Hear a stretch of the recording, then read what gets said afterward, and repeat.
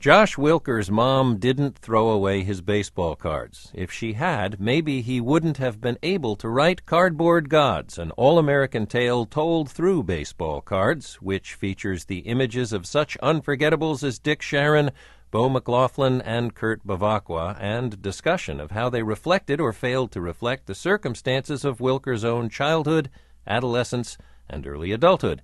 Josh Wilker joins me now from WBEZ in Chicago to discuss Cardboard Gods. Josh, welcome to Only a Game. Thank you. It's great to be on your show, Bill. In the first paragraph of the book, you write, "I don't remember what I wished for before baseball, but do you remember how baseball, and specifically baseball cards, came to assume such importance in your life?"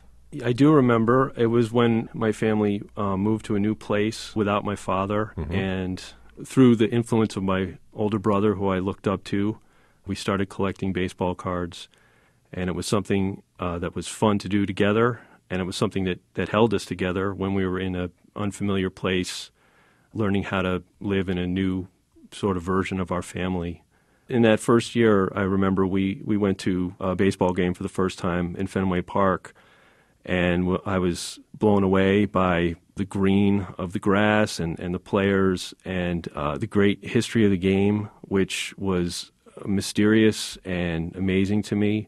Also, just the images themselves on the cards were fascinating. There was rare to have a sort of an action shot, and you had these stiff wax figure poses that people in general are sort of critical of, but to me they were very expressive of something that I couldn't quite understand, but which drew me in and made me able to stare at them for hours on end.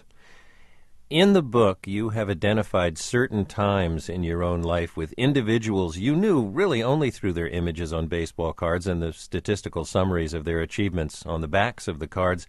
How did Herb Washington, who could do nothing but run, come to assume such serious significance for you? Well, he was significant right from the beginning because his card was so unusual. It was the only card that had on the front of it designated runner, and he was the only player in history who was ever on a team who didn't really know how to play baseball. He had been brought on the team by Charlie Finley, the outrageous owner of the Oakland A's.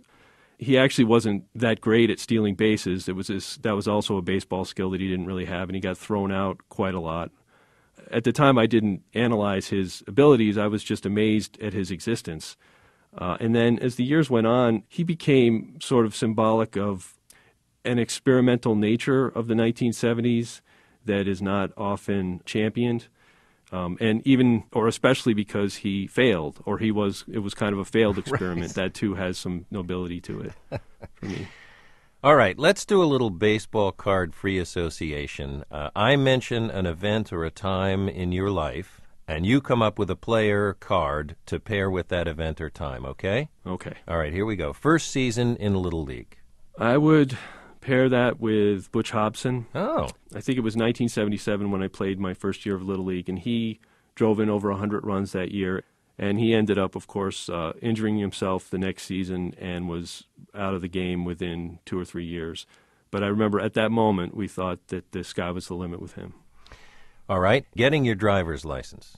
That's a great question. It actually took me a long, long time to get my driver's license. I think I was about 30 years old. It was emblematic of what I saw as a kind of inability to join regular adult life, and I had sort of an arrested development. Around the time that I got my driver's license, coincidentally, I had started looking at my baseball cards again for the first time in years. One of the cards that caught my attention was a card of Bob Davis, journeyman catcher. I just remember the look on his face was sort of a little stressed out, a little weary, and something about it made me feel like there's something here. I could write about this, and so that was the sort of a beginning of an adult life that could be maybe doable.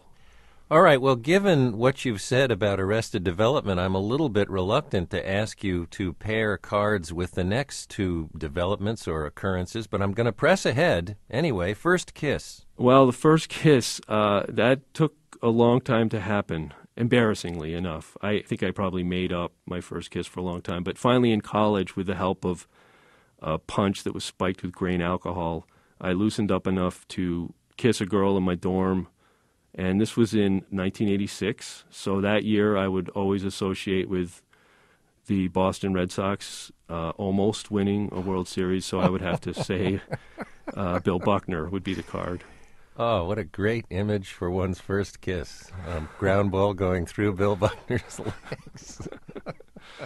All right, last one, and I'll end this painful journey. First full-time job. Well, my first full-time job was pumping gas in Cape Cod, living with my grandfather.